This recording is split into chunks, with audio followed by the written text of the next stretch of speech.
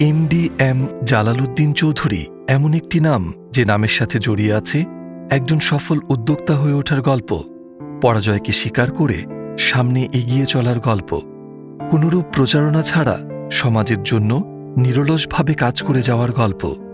গল্পের এই মানুষটি নিঃস্বার্থভাবে কাজ করে গেছেন শিক্ষানুরাগী হিসেবেও। শিল্প জগতে যিনি সৃষ্টি করেছেন নতুন এক অধ্যায়, দানশীলতার মাপকাঠিতে যার অবস্থান অনন্য উচ্চতায়।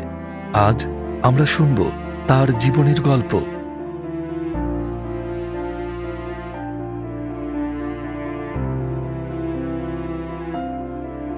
1939 সালে মিরসরাই উপজেলার মসজিদিয়া গ্রামের এক সম্ভ্রান্ত মুসলিম পরিবারে এই মহান ব্যক্তির জন্ম। তিনি নিজামপুর মুসলিম বহুমুখী উচ্চ বিদ্যালয় থেকে metric, Kanungopara sir Ashutosh college থেকে ইন্টারমিডিয়েট এবং চট্টগ্রাম সিটি কলেজ থেকে বিকম ডিগ্রি লাভ করেন। উল্লেখ্য, স্বাধীনতা পূর্বকালীন সময়ে অসহযোগ আন্দোলন, ঐতিহাসিক ৬ দফা আন্দোলন, স্বাধীনতাকামী ছাত্র শিক্ষক এবং আপামর জনতার সাথে কাঁধে কাঁধ মিলিয়ে কাজ করেন। আরও উল্লেখ্য যে তিনি কলেজ জীবনে মিরসরাইয়ের সাবেক মাননীয় এমপি ইঞ্জিনিয়ার মোশাররফ হোসেনের সহপাঠী ও ঘনিষ্ঠ বন্ধু ছিলেন। তাদের এই বন্ধুত্ব আমৃত্যু অটুট ছিল। স্বাধীনতা পরবর্তী ব্যবসায়িক জীবনে শুরু হয় অগ্রজ প্রফেসর এম কামাল উদ্দিন চৌধুরীর হাত ধরে। 1985 সালে বড় ভাইয়ের প্রতিষ্ঠিত ক্লিফটন গার্মেন্টসে যোগদান করেন জনাব জালালউদ্দিন চৌধুরী, যার মাধ্যমে তিনি বাংলাদেশের পোশাক শিল্পের জগতে এক নতুন অধ্যায়ের সূচনা করেন। বড় ভাই এবং ছোট ভাই জনাব এম মহিউদ্দিন চৌধুরীকে নিয়ে তিনি ক্লিফটন গার্মেন্টসকে ধীরে ধীরে একটি স্বনামধন্য শিল্প গ্রুপ হিসেবে প্রতিষ্ঠিত করেন। জালাল হলো আমার ইমিডিয়েট ছোট ভাই, আমার থেকে 2 বছরের ছোট। মিরসরাই থানার চৌধুরী পাড়ায় আমাদের বাড়ি। আমাদের পাড়ার নাম ছিল চৌধুরী পাড়া, আমাদের বাড়ির নামে। গার্মেন্টসের যখন যুগ আসলো, আমি ক্লিফটন গার্মেন্টস নামে একটা গার্মেন্টস করলাম। তখন জালাল ছিল না, আমি আমার 2 বন্ধুর সাথে মিলে একটা গার্মেন্টস করলাম।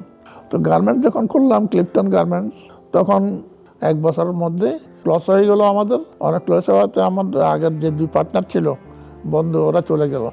তারপরে আমি জালাল সাহেবকে আনে বললাম যে কাজ করো, তুমি ওইটা রেখে দাও, এইখানে এসে বসো, এটা চালাও। আমি 1 বছর চালাইছিলাম, চালানোর পরে আমি ওকে আনে বসাই দিলাম এবং এটা চালাতে আমরা এই গার্মেন্টস শিল্পকে আস্তে আস্তে আস্তে আস্তে আস্তে অনেক এগিয়ে নিলাম আর কি। এবং এটার অবদান অনেকটাই জালাল সাহেবের ছিল, কারণ সে অত্যন্ত পরিশ্রমী ছিল এবং তার বুদ্ধিমত্তা ভালো ছিল, মেধাবীও ছিল এবং সদালাপী ছিল। সে এটাকে ডিল করতে করতে করতে খুব ভালো পর্যায়ে নিয়ে আসলো। ও ছিল একদম পারফেক্ট এক্সিকিউটিভ, আর এত ধৈর্য ছিল এবং এত পরিশ্রমী ছিল, প্রকাশ করা যায় না। তো এখন মাঝে মধ্যে চিন্তা করি আর কি, আমার ভাইটা যদি বেঁচে থাকতো, আমি বেঁচে আছি, অথচ আমার ছোট ভাইটা নাই।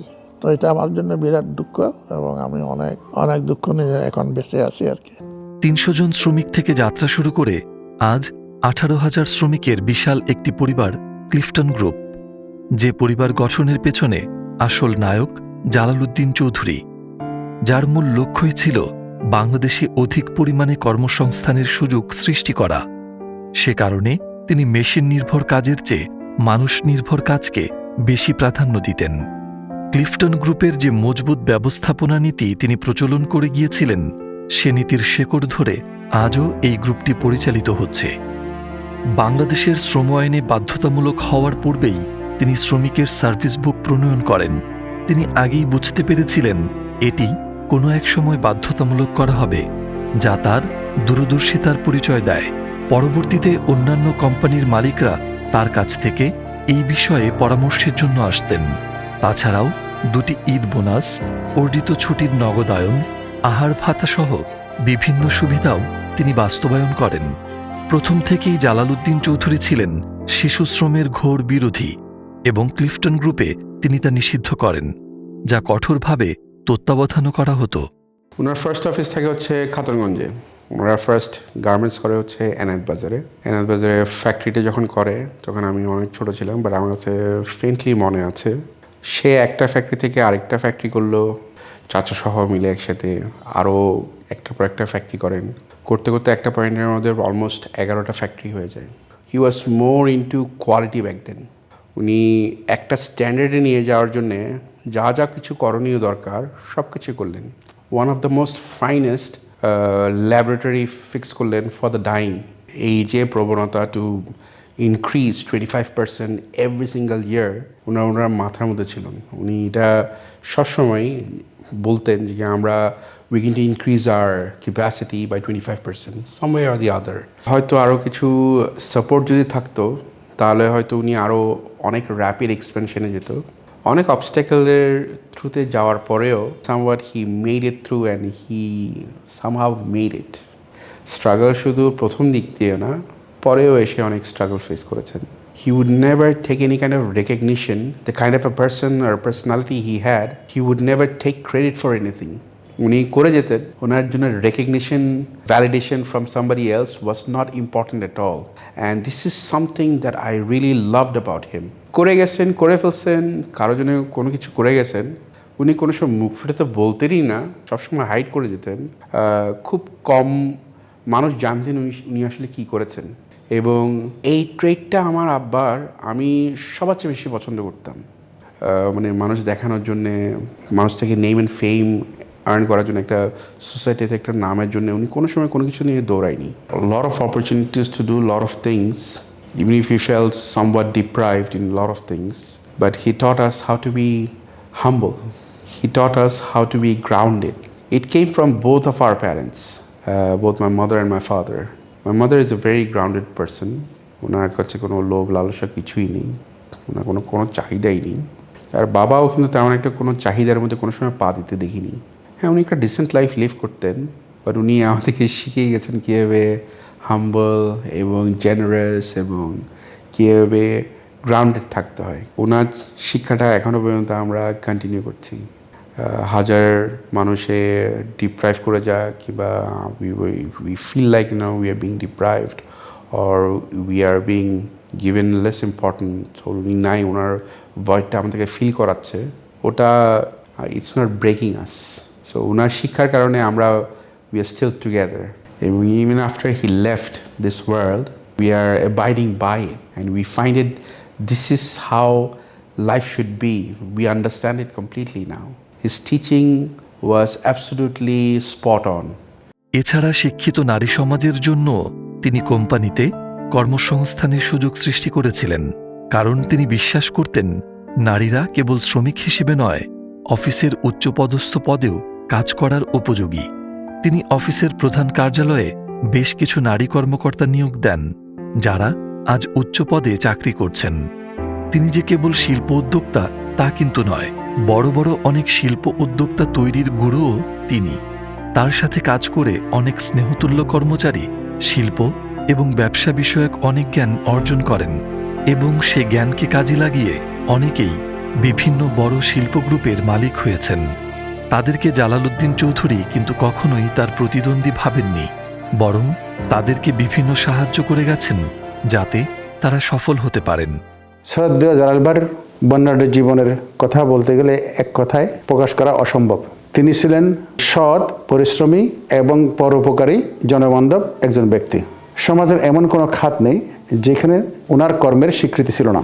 ভাই হিসাবে আমার মেজো ভাই ছিলেন স্নেহাশিস, পিততুল্য ও বন্ধুসুলভ। যে কোনো বিষয়ে উনি সবার সাথে আলোচনা করে সিদ্ধান্ত গ্রহণ করতেন। ব্যবসার জগতে সততা, প্রতিশ্রুতি এবং পরিশ্রম ছিল ওনার সফলতার মূল মন্ত্র। উনি ছিলেন একজন ভালো শ্রোতা এবং শিক্ষক। শিল্প জগতে উনি মাত্র 300 শ্রমিকের একটি ফ্যাক্টরি থেকে প্রায় 18,000 শ্রমিকের বিশাল গ্রুপ অফ কোম্পানি সাফল্যতা অর্জন করেছেন। শিক্ষক হিসেবে বলতে গেলে উনি এই শিক্ষা দিয়েছেন যে কোনো সমস্যার সমাধানের জন্য প্রথমে ধৈর্য প্রয়োজন, তারপর গবেষণা করে তার সমাধান বের করা শিক্ষা দিতেন। গরিব এবং মেধাবী ছাত্রদেরকে উনি গোপনে সাহায্য করে উচ্চশিক্ষা শিক্ষিত করার জন্য সহায়তা করতেন। বর্তমান তরুণ সমাজের কাছে জালালউদ্দিন চৌধুরী একজন আদর্শ মানুষ ও সফল পথ প্রদর্শক। কোম্পানির মালিক হিসেবে শুধু কাজ করার হুকুম দেওয়াতে তার কর্তব্য সীমাবদ্ধ ছিল না, বরং কোম্পানির শ্রমিকদের পাশে দাঁড়িয়ে তিনি তাদের কাজ নিজ হাতে দেখিয়ে দিতেন। এমনকি মেশিন পর্যায়ের কাজগুলোও ছিল তার নখদর্পণে। শুধু তাই নয়, তার সাথে কাজ করা তরুণদেরও তিনি অনেক গুরুত্বপূর্ণ উপদেশ দিতেন এবং অনুপ্রাণিত করতেন। অর্জিত জ্ঞান এবং অভিজ্ঞতা তিনি শুধু নিজের মধ্যে সীমাবদ্ধ না রেখে শিখিয়ে দিয়ে গেছেন সবাইকে।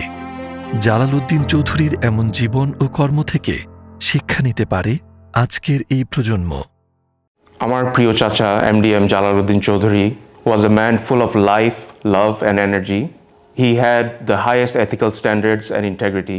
আমার সৌভাগ্য আমি ওনাকে অফিসে 4 বছরের মতো পেয়েছিলাম। ওই 4 বছরে ওনার কাছ থেকে অনেক কিছু শিখতে পেরেছি, এটা আমার সৌভাগ্য। আমার চাচাকে আমার কর্মজীবনে অনেক শর্ট টাইমের জন্য পেলেও ওনার কাছ থেকে অনেক ভ্যালুয়েবল লেসন্স শেখা হয়েছে। তার মধ্যে একটি হলো অ্যাটেনশন টু ডিটেলস। উনি যে কাজটাই করতো 100% অ্যাটেনশন টু ডিটেলস দিয়ে পারফেক্টলি এক্সিকিউট করতো। আরেকটা লেসন যেটা শিখতে পেরেছি ওটা হলো you must be a leader not a boss. উনি ম্যানেজিং ডিরেক্টর হলেও নিচের লেভেলের সবার সাথে সম্পর্ক রাখতো, সবাইকে কাজে গাইডেন্স দিত।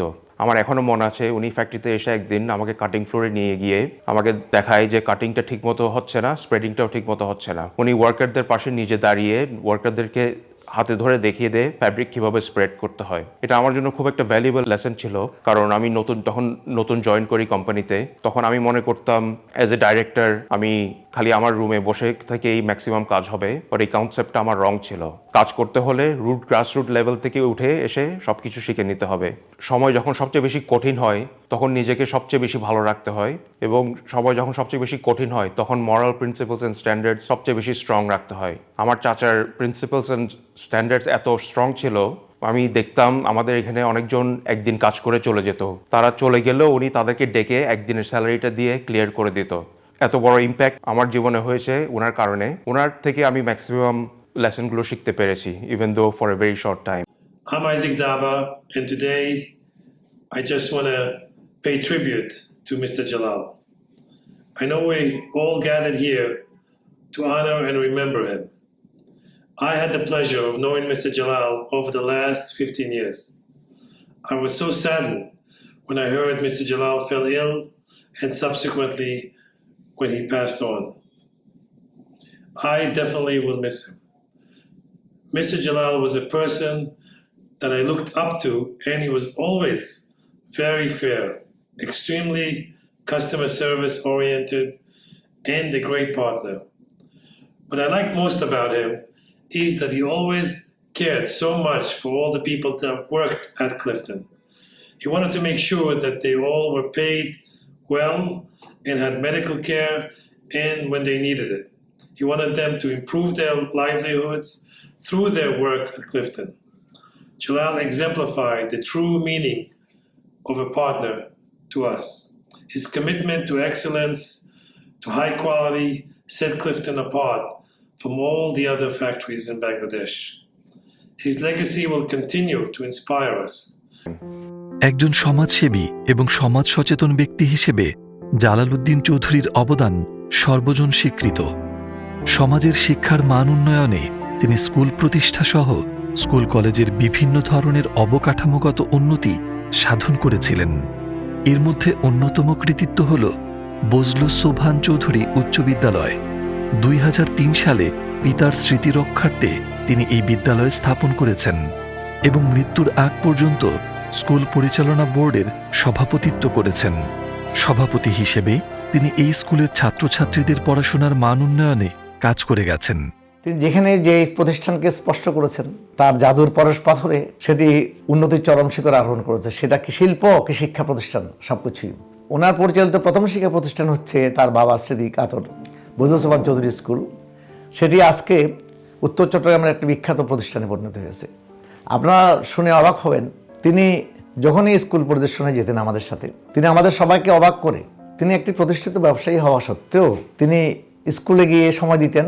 যখনই আমরা সময় চাইতাম তিনি অবশ্যই চলে যেতেন আমাদের সাথে, যখন তিনি সময় পেতেন চলে যেতেন। এবং সেই সময় তিনি স্কুলে গিয়ে স্কুলের একবার অবহেলিত ছাত্রছাত্রীদেরকে নিয়ে তাদের একান্ত পারিবারিক সমস্যা, তাদের অর্থনৈতিক সমস্যা, তাদের একাডেমিক সমস্যা নিয়ে তিনি আলোচনা করতেন। তিনি গ্রামের স্কুলে ছাত্রছাত্রীদের পড়ালেখার মান উন্নত করার জন্য প্রতিদিনই প্রথম আলো পত্রিকা রাখার ব্যবস্থা করেন এবং তার সাথে একটা ইংরেজি পত্রিকা দ্য ডেইলি স্টার পত্রিকা রাখার ব্যবস্থা করেন এবং শিক্ষকদেরকে বলেন যে ডেইলি স্টার পত্রিকাটা যেন স্যারেরা যেন ক্লাসে নিয়ে গিয়ে পড়েন এবং প্রয়োজনীয় ভোকাবুলারি তাদের নতুন নিউ ওয়ার্ডসগুলো যেন তাদেরকে হাইলাইট করে দেন যাতে করে ছেলে মেয়েদের ইংরেজি ভোকাবুলারি সমৃদ্ধ করা যায়। তিনি একজন ব্যবসায়ী, তিনি একজন শিল্পপতি, কিন্তু কি রিডিংয়ের প্রতি, বই পড়ার প্রতি তার যে আকর্ষণ, তার যে দুর্বার আকর্ষণ, এটি সব অবাক করার মতো। আমরা যেখানে শিক্ষক হয়ে বা শিক্ষা পেশায় থাকার পরও আমরা যেটা পারি নাই সেটা জালাল ভাই করতে পেরেছিলেন। স্কুলের পাশাপাশি কয়েকটি কলেজেরও সভাপতির দায়িত্ব পালন করেছেন তিনি, যার মধ্যে উল্লেখযোগ্য হল নিজামপুর কলেজ। অসুস্থতার আগ পর্যন্ত তিনি এই কলেজের সভাপতি ছিলেন এবং সভাপতিত্বকালীন সময়ে কলেজের বিভিন্ন অবকাঠামোগত উন্নতি সাধন এবং সংস্কারমূলক কাজ করেছেন।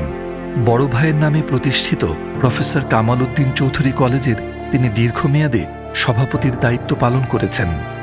কলেজটি উত্তর চট্টগ্রামে বরাবরই সেরা হিসেবে চট্টগ্রাম বোর্ডে শীর্ষস্থানে অবস্থান করে। এই কলেজের মৌলিক পরিবর্তন ও গুণগত মানের ভিত্তি তার হাতেই গড়া। কলেজের অডিটোরিয়াম সহ বেশ কিছু অবকাঠামো তার ব্যক্তিগত অর্থে নির্মিত হয়েছে।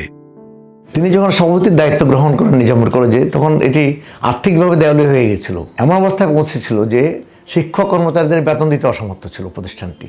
সেই প্রতিষ্ঠানটি তার জাদুর স্পর্শে সেই প্রতিষ্ঠানকে তিনি আবার আর্থিকভাবে স্বয়ংসম্পন্ন করেন এবং সেটি আজকে একটি বিখ্যাত শিক্ষা প্রতিষ্ঠানে পরিণত হয়েছে। এটি একমাত্র জালালউদ্দিন চৌধুরীর পক্ষে সম্ভব ছিল। এছাড়াও মিরসরাই উপজেলার মাধ্যমিক পর্যায়ের ইংরেজি বিভাগের শিক্ষকদের ইংরেজি শিক্ষার মান উন্নয়নে প্রশিক্ষণ কার্যক্রম অনুষ্ঠিত হয়। সেখানে তিনি আর্থিকভাবে সাহায্যের পাশাপাশি নিজে সক্রিয়ভাবে উপস্থিত থেকে অনুপ্রাণিত করেছেন সকলকে। ইংরেজি সাহিত্য থেকে পাশ করেছেন, সেকেন্ডারি লেভেলে এরকম শিক্ষক খুবই কম। তারপর আমি তাদের প্রশিক্ষণের উদ্যোগ গ্রহণ করি। এই উদ্যোগে আমার কিছু অর্থের প্রয়োজন হয়ে পড়ে। এটি একান্তই উপজেলা প্রশাসনের উদ্যোগ ছিল। ঘটনাক্রমে জালাল ভাই, যিনি এমডিএম জালালউদ্দিন, তার কানে যায় এবং তিনি প্রফেসর কাইয়ুম নিজামী, যিনি আমার বিশ্ববিদ্যালয়ের, আমার ডিপার্টমেন্টের সিনিয়র ভাই এবং তখনকার সময় চট্টগ্রাম কলেজে শিক্ষক ছিলেন, তার মাধ্যমে আমার সাথে যোগাযোগ করেন এবং শেষ পর্যন্ত তিনি এমন উদ্যোগী হন যে তিনি উপজেলায় চলে আসেন। এসে তিনি সর্বতোভাবে আমার এই শিক্ষক প্রশিক্ষণ কার্যক্রমে অংশগ্রহণের অভিপ্রায় ব্যক্ত করেন এবং সেখানে তিনি থেমে থাকেননি। তিনি আর্থিকভাবে শুধু সহযোগিতা করেননি, তিনি শারীরিকভাবে উপস্থিত থেকেছেন, কথা বলেছেন শিক্ষকদের সাথে, আমাকে অনুপ্রাণিত করেছেন এবং সেই সময় 2007 সালে তিনি কলকাতা থেকে অক্সফোর্ড ডিকশনারি ইম্পোর্ট করে আমার সেই প্রতিটি ব্যাচে আমরা 100 কর্মঘণ্টার 20 কর্মদিবসের প্রশিক্ষণ শিডিউল করেছিলাম। সেইখানে তিনি প্রত্যেক শিক্ষককে অক্সফোর্ড ডিকশনারি উপহার দিয়েছিলেন এবং শিক্ষকদের সম্মানী দিয়েছেন, যাতায়াত ভাড়া দিয়েছেন। অত্যন্ত উদার হৃদয়ের এই ব্যক্তি যে কতটা দানবীর ছিলেন তা কেবল সংশ্লিষ্ট মানুষগুলোই জানতেন। প্রচার বিমুখ এই মানুষটি শিক্ষা প্রতিষ্ঠানগুলোকে অনুদান প্রদান করার পাশাপাশি অনেক মেধাবী ও দরিদ্র ছাত্রছাত্রীর দিকেও বাড়িয়ে দিতেন তার সাহায্যের হাত। তিনি যে বড় দানবীর ছিলেন এটা কিন্তু প্রচলিত অর্থে তিনি দানবীর না, অর্থাৎ তিনি দান করে কখনো মানুষকে এটা প্রচার করে বেড়াতেন, তিনি একটা প্রচার বিমুখ দানবীর ছিলেন। আমি শুধু একটা দুইটা ঘটনার কথা বলছি। আমাদের স্কুলের একজন একেবারে প্রান্তিক জনগোষ্ঠী, মানে জেলে সম্প্রদায়ের একটি মেধাবী ছেলে অসুস্থ হয়ে পড়ল। আমরা স্কুল থেকে তার জন্য চাঁদা কালেকশন করার মাধ্যমে তার প্রাথমিক রোগ নির্ণয় করার ব্যবস্থা করি এবং রোগ ধরা পড়লো তার একটা কিডনি অচল হয়ে গেছে, কিডনি নষ্ট হয়ে গেছে এবং ডাক্তার সাহেব বললেন যে তার আরেকটা কিডনি, যে কিডনিটা নষ্ট হয়ে গেছে সেটি অপারেশন করে ফেলে দিতে হবে, নচেত আরেকটি কিডনিও নষ্ট হয়ে যাবে। আমি অনুন্ডব হয়ে জালাল ভাইকে বললাম ব্যাপারটা, এখন অপারেশন তুমি পিপলস হাসপাতালে তুমি ভর্তি করাও, এই সার্জন যিনি প্রফেসর যিনি অপারেশন করবেন তিনি কত টাকা নিয়ে তাকে দেখো, যত টাকা প্রয়োজন আমি দেব, তুমি তোমার সমস্ত কালেকশন বন্ধ করে দাও, জাস্ট হসপিটালের লাস্ট বিলটা তুমি আমাকে এনে জমা দিবে, আমি চেকটা দিয়ে দেবো। যথারীতি ছেলেটার অপারেশন হলো, ইনশাল্লাহ সুস্থভাবে সে সুস্থ হলো এবং পিপলস হাসপাতাল কর্তৃপক্ষ যে লাস্ট বিলটা দিলেন সেই বিলটা আমি তার হাতে দিলাম, তিনি একটি চেক যথারীতি দিয়ে দিলেন। একজন ব্যবসায়ী, শিল্পপতি, সমাজসেবী ছাড়াও জালালউদ্দিন চৌধুরী ছিলেন একই সাথে একজন ভালো পিতা এবং বাবা মায়ের আদরের সন্তান। ছেলে মেয়েদের সাথে যেমন তিনি স্নেহময় সময় কাটাতেন, একইভাবে শাসনও করতেন, সময় দিতেন বৃদ্ধ মা বাবাকেও। উনি ফার্স্ট থিং যেটা করতেন সেটা হচ্ছে সকালবেলা উঠেই নাস্তা করে ফার্স্ট দাদির কাছে চলে যেতেন। দাদির কাছে গিয়ে দাদিকে একটু সেবা যত্ন করে দেন উনি অফিসের দিকে চলে যেতেন। অফিস থেকে আসার পরেই উনি দাদি ঠিক আছেন কিনা, দাদি খেয়েছেন কিনা সব কিছু জিজ্ঞেস করে দেন উনি ওনার রুমে যেতেন। Without any doubt he use to love his mother like anything. আমার দাদাকেও যথেষ্ট সম্মান করতেন।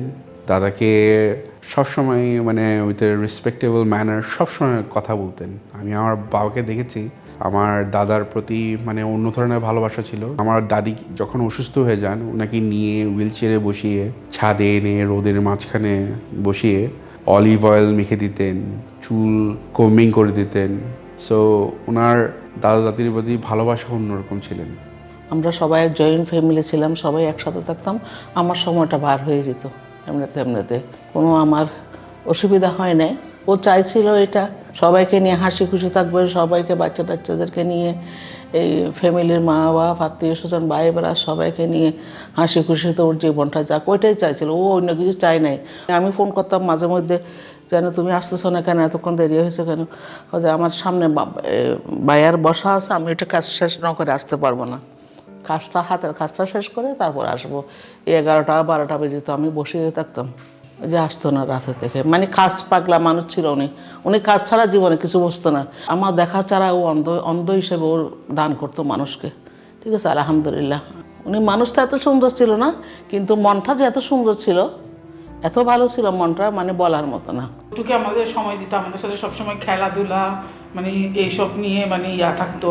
মানে আমাদের ছক্কা খেলতো, দাবা খেলতো, তো বিভিন্ন আমাদেরকে মানে ছোটো কাল থেকেই সব ধরনের ইনস্ট্রুমেন্ট কিনে দিছে খেলাধুলার, সব খেলার জন্য আমাদেরকে ইন্সপায়ার করতো। এত ব্যস্ত থাকতো যে আমরা শুক্রবারে ওনার সাথে কোথায় ঘুরতে যাব, অফিসের নিচে আমাদের গাড়ি নিয়ে বসে থাকতে হইতো, ওনার অপেক্ষা করতে হইতো। তারপর ওনাকে ফোন করলে উনি নিচে নেমে আসতো, কাজ শেষ করে তারপর ওনাকে নিয়ে ঘুরতে যেতাম। মানে রেয়ার জিনিস ছিল আমাদের জন্য, সেটা মানে খুবই কম আমাদেরকে যেখানে করতে চাইতো কিন্তু সময় পাইতো না। আসলে উনি চাইতো সময় দিতে, কিন্তু আসলে উনি মানে এত ব্যস্ত থাকতো যে মানে কাজ নিয়ে উনি সময় দিতে পারতো না আসলে। 2005 সালের প্রথম দিকে তার হার্টের অবস্থা গুরুতর হয়ে পড়লে তিনি ইন্ডিয়াতে চিকিৎসার জন্য যান এবং সেখানে তার ওপেন হার্ট সার্জারি হয়। এরপর তার শরীরে আরও বেশ কয়েকবার বিভিন্ন জটিলতার কারণে বেশ কিছু অস্ত্রোপচার করা হয়।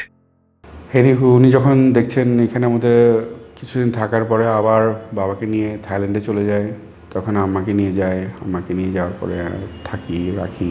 আমার আসলে ওখানে মন বসে না। আম্মা নিজেও খুব দুর্বল হয়ে পড়েন।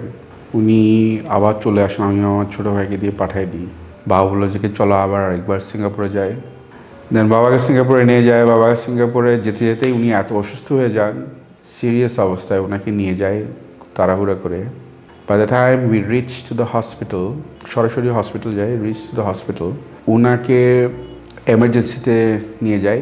এমার্জেন্সিতে ওনাকে ওরাই they were good enough to take care of him, নিয়ে গিয়ে শোয়ায় দেয়।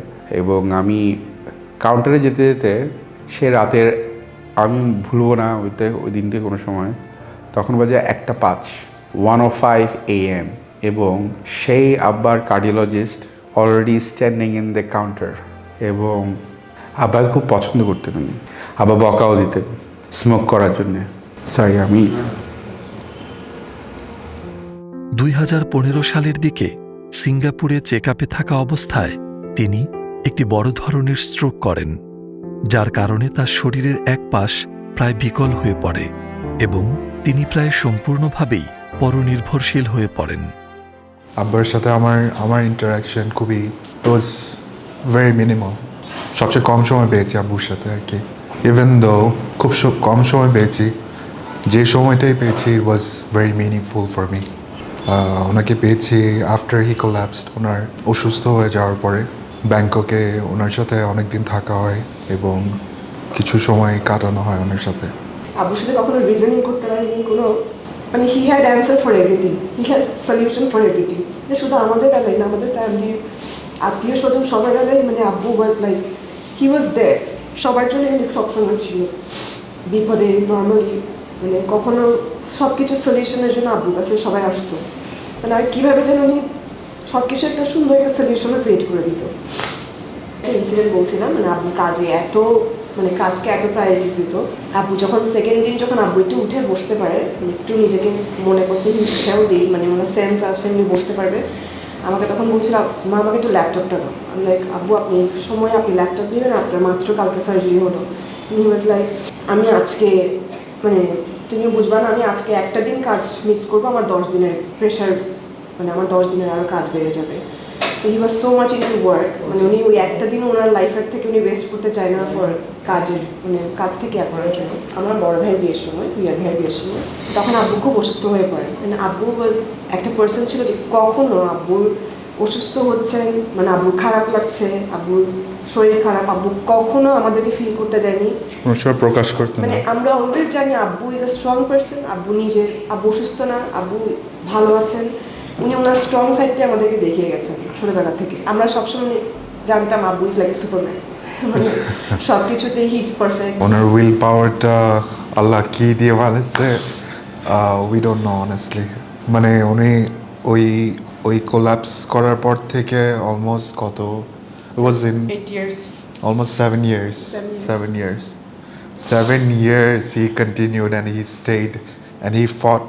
এরকম উইল পাওয়ার আসলে কাউকে দেখিনি, and I don't get to see মানে people like him honestly. So মানে ওনারটা is of course I believe, it's my belief that it's God given, যে এরকম স্ট্রং উইল মানুষ খুবই কম থাকে দুনিয়ার মধ্যে, and he fought through. সবাই ওনাকে নিয়ে একটা কথাই বলে যে উনি ওয়ার্কাহলিক, উনি একটা বিজনেসম্যান।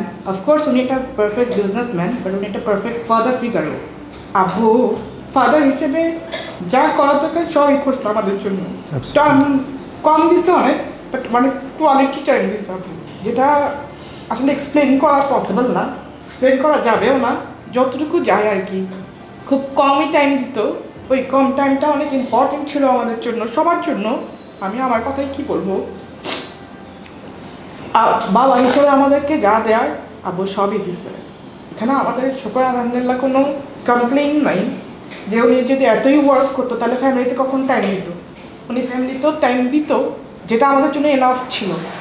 আমরা তখন বুঝতে পারি নাই, মনে করতাম যে না আব্বু টাইম দিত না, বাট আব্বু এনাফ টাইম আমাদেরকে দিচ্ছে।